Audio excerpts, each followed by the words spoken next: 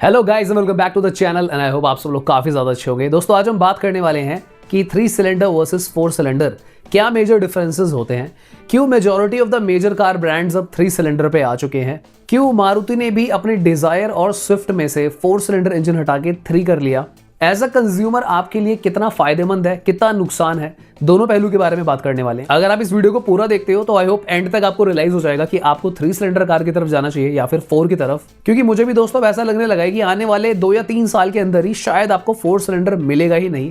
You are maybe last of the generation जो भाई 4 cylinder का स्वाद लेने वाला है। तो चलिए फिर फटाफट वीडियो को स्टार्ट करते हैं। चैनल पे अगर आप नए हो तो प्लीज कंसिडर सब्सक्राइबिंग, हम इस तरीके की मजेदार वीडियोस डालते रहते हैं। Let's go.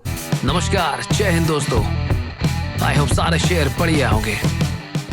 दोस्तों आपने अक्सर नोटिस करा होगा, अगर आप कोई कार खरीदने की प्लानिंग करते हो तो हमेशा ना इंजन की बात ज्यादा होती है कि भाई इंजन कैसा है कैसा नहीं है। और ये टर्म आपने काफी सुनी होगी कि 4 सिलेंडर ले लो, 3 सिलेंडर ले लो। अब मैं बहुत ज्यादा टेक्निकल हुए बिना ना आपको समझाने की कोशिश करूंगा। इसका सबसे इजी एग्जांपल मैं आपको ये देता हूं, पहले प्रैक्टिकल लाइफ का। मान लो एक अलमारी है, ठीक है, अलमारी में सामान पड़ा हुआ है और आपने कुछ लोगों को बुलाया कि यार ये ना उठाकर आप इसको 2 कमरे आगे पीछे कर दो, कहीं पे मुझे शिफ्ट करनी है। अब जब 3 लोग उस अलमारी को उठाएंगे, उनकी ताकत लगेगी और उठाएंगे, आवाज आएगी, ऐसे कुछ करके जोर लगाएंगे। कंपैरेटिवली अब आपने क्या करा, वहां पे ना 4 लोग कर दिए, 2 आगे चले गए, 2 पीछे चले गए, तो वो ना करके ना बहुत स्लाइटली, मतलब जो है पावर का लेवल उनका जो है, एनर्जी जो कंजम्पशन है उन 4 लोगों का कम होगा, क्योंकि वो अब एक बंदा और आ गया तो पावर इक्वली डिवाइड हो गई। सो ये एक बेसिकली जनरल टर्म है समझाने का कि जब कार भी चलती है तो कार पे लोड पड़ता है, तो सिलेंडर जो है 4 ज्यादा अच्छे से लोड को हैंडल कर सकते हैं और 3 में थोड़ा सा प्रॉब्लम आती है। अब मैं आपको एक बात बता दूं कि ऐसा कोई थंब रूल नहीं है कि कार में 4 सिलेंडर ही होते हैं। अब और भी स्पोर्ट्स कार आती है भाई, 16 तक सिलेंडर भी चले जाते हैं। बट इंडिया में जिस बजट में हम लोग कार चलाते हैं, जो पावर हमें मिलती है, तो यहाँ पे ना 4 सिलेंडर और 3 सिलेंडर इज मैक्सिमम। तो जैसा मैं आपको बता रहा था कि डिजायर का भी 4 सिलेंडर हटा के 3 कर दिया, स्विफ्ट का भी 3 हो गया। हालांकि देखा जाए तो वो सेम इंजन है। पर सबसे पहले अच्छी बातों के बारे में बात करते हैं कि इसका हमें क्या फायदा है एज अ कंज्यूमर। देखो सबसे बड़ा फायदा जो है ना, फ्यूल कंजम्पशन को लेके है। अगर आप 3 सिलेंडर करते हो तो वहां पे जो कार की माइलेज है वो थोड़ी सी बढ़ जाती है। तो अगर मैं मारुति की केस में बात करूं, मारुति का जो ओवरऑल अगर आप पोर्टफोलियो देखते हो कार्स का उठा के, मारुति का जो यूएसपी है, यानी कि यूनिक सेलिंग पॉइंट जो होता है कि एक कार ब्रांड का क्या है, मारुति का शुरुआत से ही रहा है कि भाई अच्छी माइलेज आपको इनकी कार से मिल जाती है। अब हालांकि फनी बात यह है कि इनके पास जो 4 सिलेंडर इंजन थे ना, वो भी काफी अच्छे से ट्यून्ड थे और वो भी काफी सही माइलेज आपको दे रहे थे। पर अब जो नया इंजन आया है, फॉर एग्जांपल आपने स्विफ्ट में नोटिस करा होगा कि ARAI माइलेज जो है 25 की ही क्लेम्ड आ गई। यानी कि जो Z सीरीज 3 सिलेंडर इंजन है, 25 की माइलेज अगर आपको क्लेम कर रहा है तो भाई 20 तो आप आराम से निकाल ही लोगे। अगर मैं मारुति की बात करता हूं तो यहां पे उनके लिए एक एडवांटेज हो गया कि अब ये क्या कर रहे हैं कि भाई हम आपको बेटर माइलेज दे ही रहे हैं, क्योंकि हम शुरू से ही आपको ये प्रॉमिस करते आए थे। अब यहां पे ना 3 सिलेंडर और भी ब्रांड्स में आते हैं और कई जगह वो प्रॉब्लमैटिक भी है, उसके बारे में भी मैं आगे बात करूंगा, क्योंकि ये कार ब्रांड्स के ऊपर डिपेंड करता है।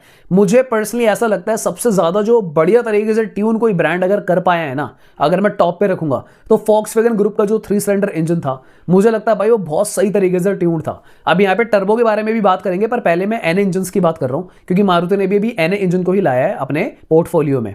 नेक्स्ट जो एडवांटेज हमें मिलता है कि इनमें जो एमिशंस होता है ना वो बहुत कम होता है, यानी कि जो पोल्यूशन का लेवल है ना वो कम हो जाता है। अब आपने नोटिस करा होगा कि BS6 भी आया, फेज 2 जो भारत स्टेज है, वहां पर फोर्सफुली भाई मतलब हमारे हित में ही बोला गया कि पोल्यूशन को आप कम करो। इसीलिए ही डीजल के बैन होने की भी बातें चल रही हैं कि भाई डीजल इंजन को बैन कर सकते हैं, डीजल को बैन करो। अगर हम 4 सिलेंडर की बात करते हैं ना, तो ये जो CO2 है, यानी कि अपना कार्बन डाइऑक्साइड थोड़ा ज्यादा थ्रो करते हैं, और साथ ही में जो अपना NOx है, यानी कि नाइट्रोजन डाइऑक्साइड, इसको भी ज्यादा थ्रो करता है 4 सिलेंडर। तो जब ये 3 सिलेंडर में कन्वर्ट होता है तो एमिशन भी कंट्रोल हो जाते हैं और ये जो पोल्यूशन का लेवल है ये भी स्लाइटली कम होता है। अगेन हमारे पर्यावरण के लिए भाई, क्योंकि आपको पता ही है पोल्यूशन की काफी ज्यादा दिक्कत हो रही है यहाँ पे भाई दिल्ली में। तो ये हाल है कि ऐसा लगता है घर से बाहर निकल रहे हो तो सिगरेट ही पी रहे हो, चाहे आप ना ही पीते हो, इतना पोल्यूशन ऑलरेडी यहाँ पे है हवा में। जो पहला फायदा है यानी कि माइलेज का, वो भी हमारे हित में जाता है। दूसरा जो फायदा है पोल्यूशन का, वो भी कहीं ना कहीं यार हम लोगों के हित में है कि पोल्यूशन का जो लेवल है वो कम होता है। पर जो इसका तीसरा फायदा है ना, वो फायदा है ब्रांड को, कि इसकी जो कॉस्ट आती है 3 सिलेंडर की, वो 4 सिलेंडर से कम पड़ती है, क्योंकि वहां पे पार्ट्स भी कम यूज होते हैं। अब आपको पता ही होगा कि भाई जो इंजन बनता है ना, इसमें अलग अलग कंपोनेंट्स होते हैं, स्पार्क प्लग होते हैं, वॉल्व होते हैं, पिस्टन होता है। तो कंपैरेटिवली जब ये 3 सिलेंडर में जाता है ना, तो पार्ट की जो कॉस्ट है वो भी ओवरऑल जो है कंपनी की कम हो जाती है। जो ओवरऑल प्रोडक्शन कॉस्ट होती है एज अ ब्रांड जो कार कंपनी को पड़ रही है ना, वो ओवरऑल कम हो जाती है। तो फॉर एग्जाम्पल अगर आप नोटिस करोगे कि डिजायर ने अब जो है ग्लोबल अनकैप में 5 स्टार स्कोर रेट करा, तो मुझे लगता है कहीं ना कहीं या तो मारुति का प्लान थोड़ा सा ऐसा है कि हम यहाँ पे रिड्यूस करके जो कॉस्ट है इंजन की उसी को इंप्रूव करके अपनी बॉडी के शेल में या फिर ओवरऑल मेटल शीट में सेफ्टी फीचर्स वगैरह में वो लोग डालने की कोशिश कर रहे हैं और अब बेटर बिल्ड क्वालिटी आपको प्रोवाइड कर रहे हैं। नेक्स्ट जो 3 सिलेंडर का एडवांटेज होता है दोस्तों कि जो कार का एक ओवरऑल वेट होता है ना, क्योंकि इंजन का भी एक वेट होता है जो कि कार के ओवरऑल वेट में कंट्रीब्यूट करता है, तो 3 सिलेंडर की वजह से ना जो कार का ओवरऑल वेट होता है क्योंकि इंजन का कम हो गया वो भी कम हो जाता है, जो कार की हैंडलिंग है स्लाइटली इंप्रूव होती है और उससे भी कहीं ना कहीं आपकी माइलेज पर असर पड़ता है, तभी ओवरऑल जो माइलेज है वो ज्यादा निकल के आती है। अब मुझे पर्सनली ऐसा लगता है कि जो लो बजट कार्स होती हैं, अगर छोटी कार्स की बात करें, हैचबैक या फिर सेमी हैचबैक जो होती हैं, वहां पर तो ये चीज कारगर है, काम ही आती है। जैसे आपने नोटिस करा होगा कि इसीलिए ऑल्टो बहुत स्पीड में ऊपर चढ़ जाती है पहाड़ पे, क्योंकि इसका ओवरऑल वेट भी कम हो जाता है। पर मुझे ऐसा लगता है कि अगर बड़ी कार्स के अंदर 3 सिलेंडर एनए इंजन को लगाया जाए तो वहां पर ना वो अंडर पावर फील होगी। तो इसी वजह से टर्बो इंजन को इंट्रोड्यूस करा गया कि भाई 1.2 लीटर एक तो 3 सिलेंडर इंजन है, कार भगानी है तो वहां पे टर्बो डाल दो। तो इसलिए आपने नोटिस करा होगा कि नेक्सॉन में आपको टर्बो मिलता है, सोनेट में भी टर्बो आता है, वेन्यू में भी टर्बो आता है, महिंद्रा एक्सयूवी 3XO में भी टर्बो को इंट्रोड्यूस करा गया, क्योंकि अगर 1.2 3 सिलेंडर इंजन डाल देंगे ना तो वहां पे वो बहुत ज्यादा अंडर पावर आपको कहीं ना कहीं फील होगी। इसीलिए जो वेन्यू और सोनेट में 1.2 आता है ना वो 3 सिलेंडर नहीं आता, वो एटलीस्ट 4 सिलेंडर आता है, ताकि लोगों को बहुत ज्यादा अंडर पावर ना लगे। नेक्स्ट बात कर लेते हैं एनवीएच लेवल्स के ऊपर, जहां पे आपकी नॉइस, हार्शनेस और वाइब्रेशन की मैं बात कर रहा हूं। अब वक्त के साथ साथ ना अगर मॉडर्न इंजीनियरिंग आप देखते हो तो ऑलरेडी जो है 3 सिलेंडर इंजन में भी ना आप काफी हद तक रिफाइनमेंट को अचीव कर पा रहे हो। इसीलिए आपने नोटिस करा होगा, अगर आपने किसी ने न्यू स्विफ्ट चलाई होगी उसके अंदर आपको ना स्लाइटली वाइब्रेशन जो पहले ऑलरेडी 3 सिलेंडर आ रहे हैं या फिर और किसी ब्रांड की आप कार चलाओगे तो ये इंजीनियरिंग पे डिपेंड करता है कि कौन कैसे इसको ऑपरेट कर रहा है। हालांकि फॉक्सवैगन ने कई साल पहले ही ये जो चीज है इसको अचीव कर लिया था, तभी इनकी जो कार है बहुत ही ज्यादा रिफाइंड आपको मिलती है। अब ये कार ब्रांड के ऊपर डिपेंड करता है वो अपने R&D पे कितना पैसा लगा रहे हैं, जहां से इंजन को ये सोर्स कर रहे हैं या फिर जो भी खुद कर रहे हैं, किस लेवल पे आपको एनवीएच लेवल्स प्रोवाइड कर पा रहे हैं। कुछ ब्रांड जो है ना आपको बहुत अच्छे तरीके से करके देते हैं जहां पे आपको इतना फील नहीं होता है, पर कुछ ब्रांड्स आपको ना बहुत लाइट वे में करते हैं। यहां पे मैं आपको ना एग्जांपल दूंगा, यहां पे 2 गाड़ी के इंजन स्टार्ट होंगे, एक टियागो का इंजन स्टार्ट होगा, उसकी आप नॉइस सुनना, साथ ही में Hyundai i10 का इंजन स्टार्ट करा जाएगा 4 सिलेंडर का, दोनों की नॉइस चेक करना। मैं यहां पे चुप हो जाता हूं और 1 बाय 1 इसको प्ले करते हैं, आप खुद रियलाइज करोगे कि 4 cylinder versus 3 cylinder bad engineered कैसा फील होता है।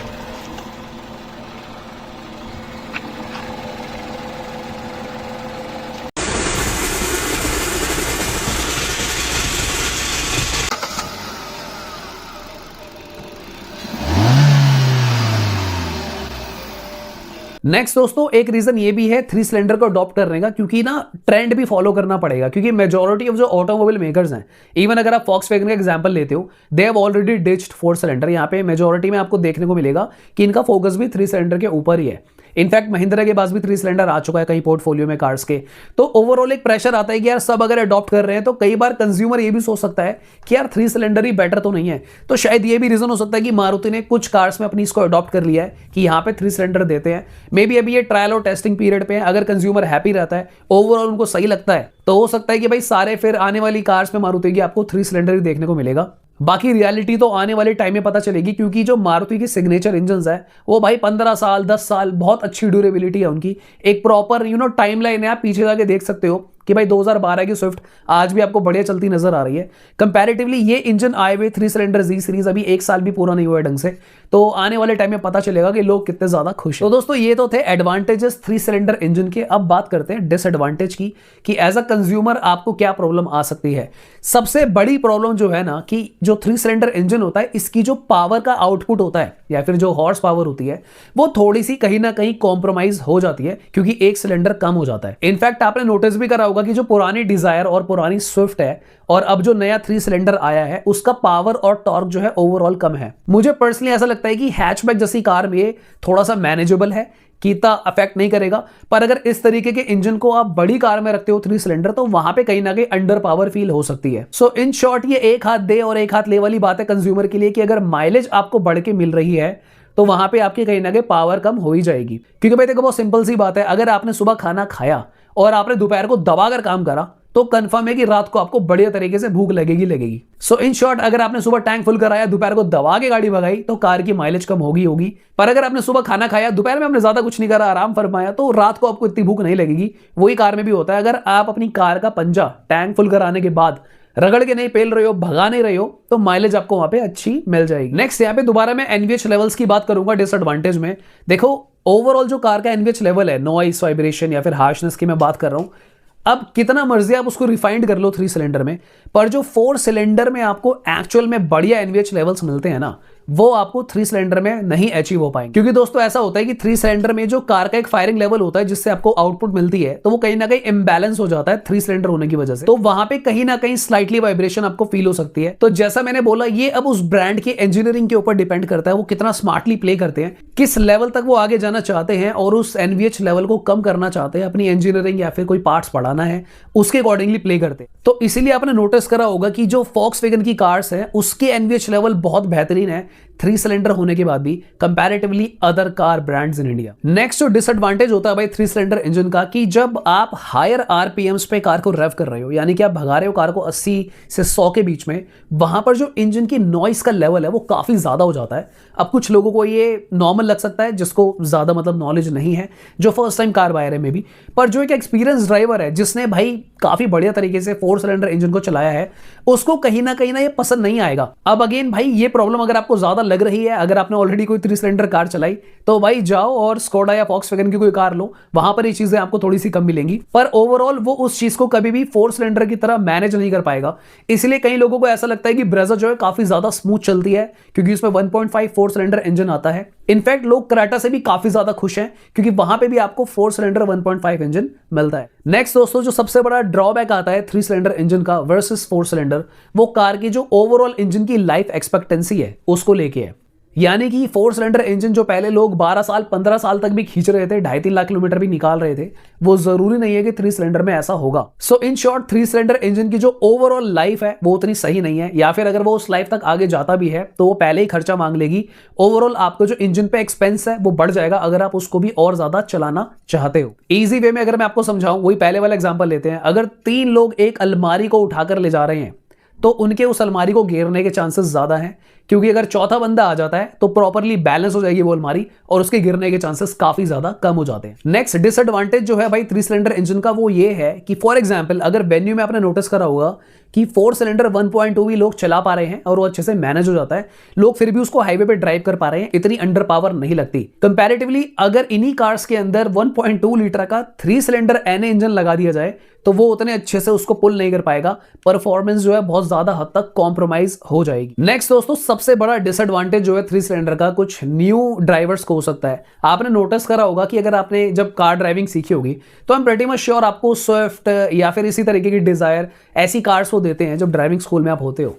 तो वहां पर क्या होता है, अगर आप गलती से दूसरे गियर पे भी कार उठाने की कोशिश करते हो ना, तो वो कभी कभी उठ जाती है, इतना इशू नहीं आता। पर यही चीज अगर आप 3 सिलेंडर इंजन में करने की कोशिश करते हो, जहां पे आप भाई दूसरे गियर पे उठाने की कार को कोशिश करोगे, तो भाई इतने गंदे तरीके से कार आवाज कर सकती है या फिर जर्क आपको देगी, और अगर आप इस चीज को कंटिन्यू रखते हो तो आपका इंजन बहुत जल्दी बोल भी सकता है। तो जो एक कार का ओवरऑल जो स्टैमिना बोल लो या फिर आप पावर बोल लो, वो उस तरीके से नहीं काम करेगी। क्योंकि कई बार जो न्यू ड्राइवर्स होते हैं वो भाई थोड़ा कंफ्यूज हो जाते हैं, मेरे साथ भी होता था। कई बार दूसरे गियर पे मैं उठाने की कोशिश कर देता था जब मैं कई साल पहले ड्राइविंग सीख रहा था। तो वहां पर लेकिन मैंने तो 4 सिलेंडर कार से चलानी सीखी थी, तो मुझे इतने इश्यूज नहीं आए थे। तो ये एक वन ऑफ द ड्रॉबैक है 3 सिलेंडर इंजन का। अब बात कर लेते हैं 1.2 लीटर टर्बो इंजन के बारे में। तो यहां पर ये जो पावर की कमी है, तो इसको पूरा करने के लिए ही टर्बो को इंजेक्ट करा गया, यानी कि टर्बो टेक्नोलॉजी के साथ कार जो है आपकी ज्यादा पावर जनरेट कर सकती है, बीइंग 3 सिलेंडर इंजन ही। अब यहां पर भी जो एनवीएच लेवल्स हैं वो कार ब्रांड के ऊपर डिपेंड करता है कि उनमें खुद कितनी समझ है। क्योंकि देखो हमेशा ना एक रिसर्च एंड डेवलपमेंट टीम होती है, जिसे R&D टीम बोला जाता है।